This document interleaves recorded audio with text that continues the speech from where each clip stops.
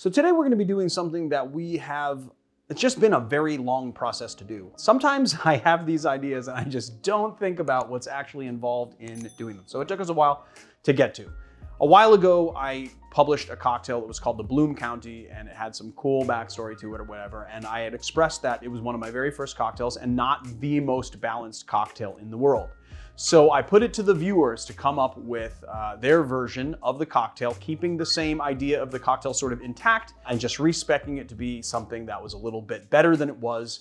And we got flooded with a bunch of submissions, a lot of submissions. And the thing is that I wanted to taste through all of the submissions. So it took me a while to taste through them because, I couldn't do it all at once. It was so many that I would have been horrendously drunk for weeks on end if I had actually tasted them all. I narrowed it down to 7, and that was really hard to do because some of the submissions were really, really, really good. I was actually really surprised at how much variety you can get out of 3 or 4 ingredients. But I narrowed it down to 7, and then I took that 7 and I narrowed it down to 3. And so today we are gonna be tasting those 3 cocktails that I chose back to back and then picking a winner.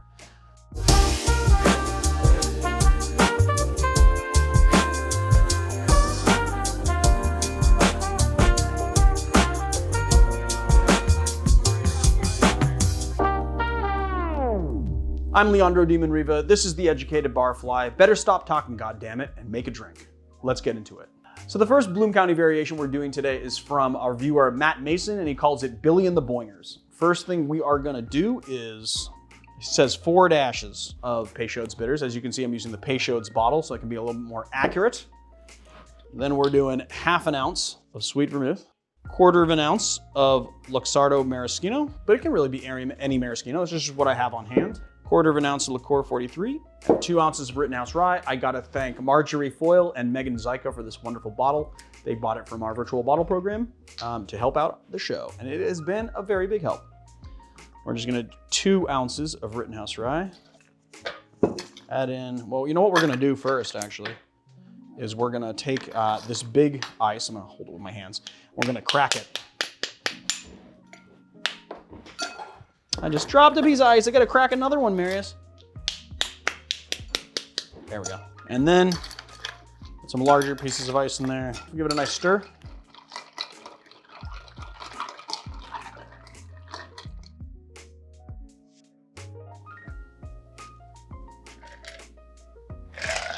All right, the submission actually, let me just double check, but the submission didn't say anything about garnishing. Oh, yes, it did, orange twist. So some of them had no garnish or no garnish mentioned. So those are gonna go garnishless, and some of them actually did. So we got orange twist. I'm not gonna do anything fancy with it. I think I'm just gonna, I'm not even gonna cut it up. I'm just gonna lay it on the glass. Let's give it a taste.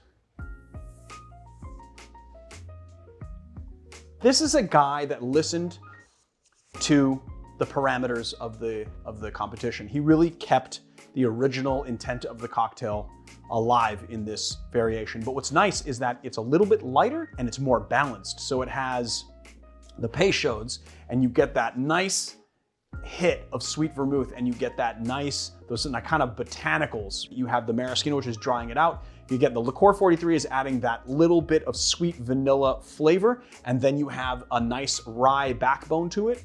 It is really, really nice. I like it a lot. You get that nice orange kind of right on the back of your palate that goes so well with that sweet vermouth. Matt Mason, you did a very good job on this cocktail. So there it is, the Billy and the Boingers. Fantastic. So next cocktail up is by a viewer named John Olmos, who is a longtime viewer and also a frequent contributor to the comment section. It was submitted to us untitled, so I'm not sure what the name of this cocktail is. Well, let's just get into making it. I don't have a lot more to say other than that. Untitled Opus. Untitled Opus, there you go. Maybe that's what it will be called. First thing we're gonna do is just 1 dash of the... Strong stuff, I guess. What? This? Yeah. Yeah, it's pimento, so it's the Dale DeGroff Pimento Bitters. It is strong stuff. We just got a dash. Very aromatic. Then we're doing 2 dashes of Peychaud's.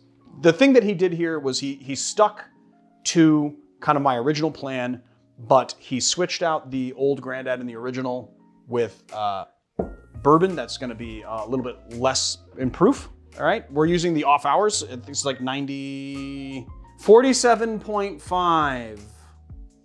It's 95 proof? No, yeah, 95? Yeah, something like that, yeah. 95 proof. I don't know, it's math. And then he switched out the sweet vermouth for Montenegro. I like the idea of using Montenegro in place of sweet vermouth because it also it's not the type of Amaro that's super bitter. It has a residual sweetness to it, but then also it has a lot of herbaceous qualities to it. And it has a little twinge of bitterness on the finish, which should go good in tempering the Liqueur 43. All right, so we're doing ½ ounce of the Montenegro. I mean, this is pretty simple stuff, guys. ½ ounce of Liqueur 43, 2 ounces of bourbon. Get a big cube, crack it, put some ice in there, and give it a stir.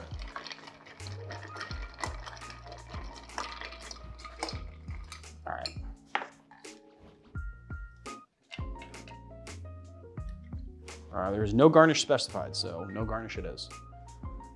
Like the color, it's really nice. Let's give it a taste.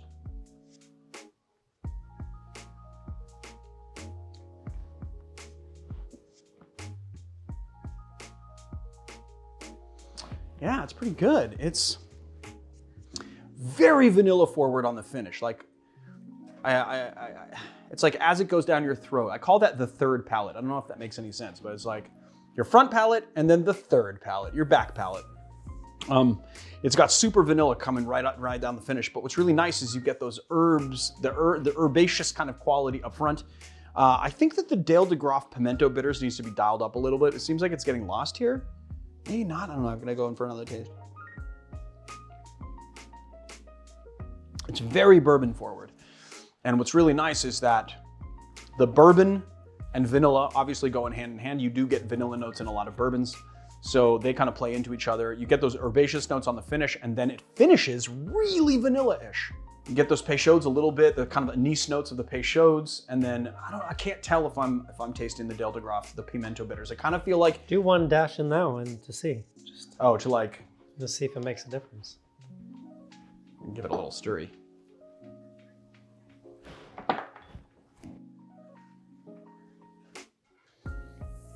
Oh, hell yeah. Now that's dialed up the spice quite a bit. And what's really nice is these pimento bitters bring out a lot of the herbs in the Liqueur 43. So what's great about the Liqueur 43 and what's really great about pairing Liqueur 43 with sweet vermouth or Liqueur 43 with Montenegro or any other Amaro for that matter, is that it also has botanicals. And so the botanicals sort of play off each other. This is a really nicely balanced cocktail as well. This is gonna be a hard decision, man. I mean, the last two cocktails have been so well balanced. And then also they do that thing that I think that masterful cocktails do where they sort of have a bunch of different notes and they sort of reveal themselves as you drink, and you get one layer and then you get another layer, and each sip is a little bit different. This is a great cocktail, Untitled by John Olmos. So as luck would have it, the last cocktail that I chose for this challenge is also an Untitled cocktail. It was created by a viewer, Craig Garner, and let's just get into it and then we'll discuss. So first thing we're gonna do is 1 dash of chocolate bitters.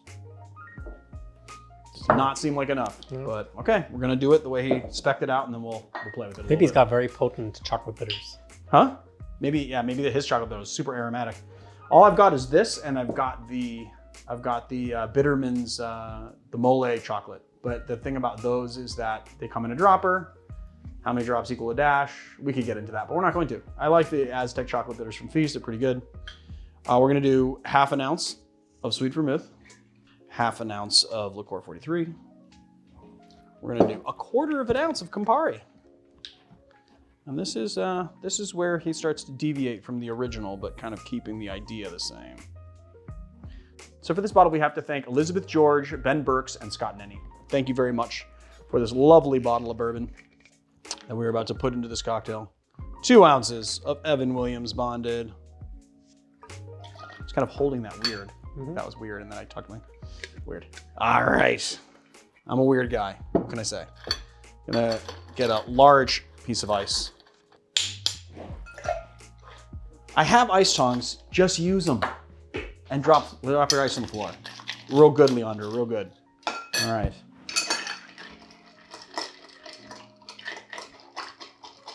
I have high hopes for this.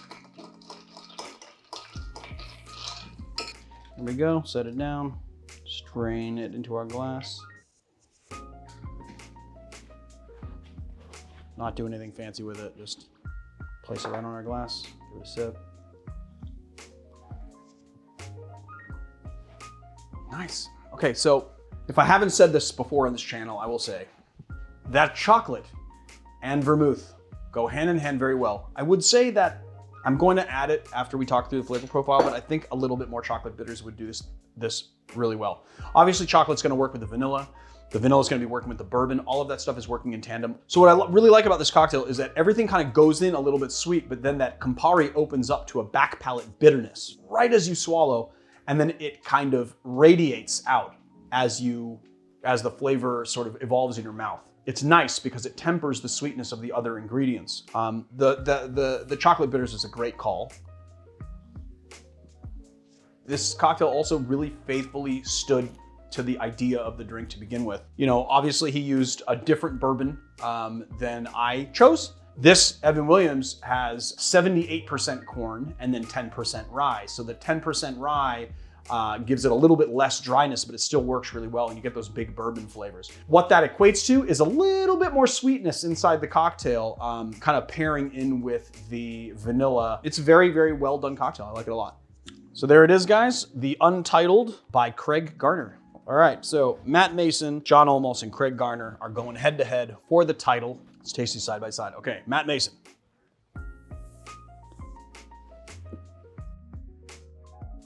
Okay. John Olmos.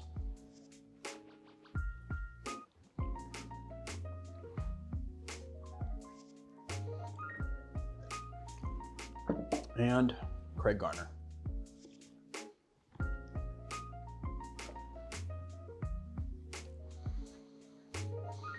Such a hard choice, man. They're all so goddamn good. They're really, really good. Let me see, one more sip, just to make double sure. All right, first of all, before I say which one I'm gonna choose as the winner, I just wanna say that to everyone that submitted a cocktail, I thank you. It took a long time to make this video.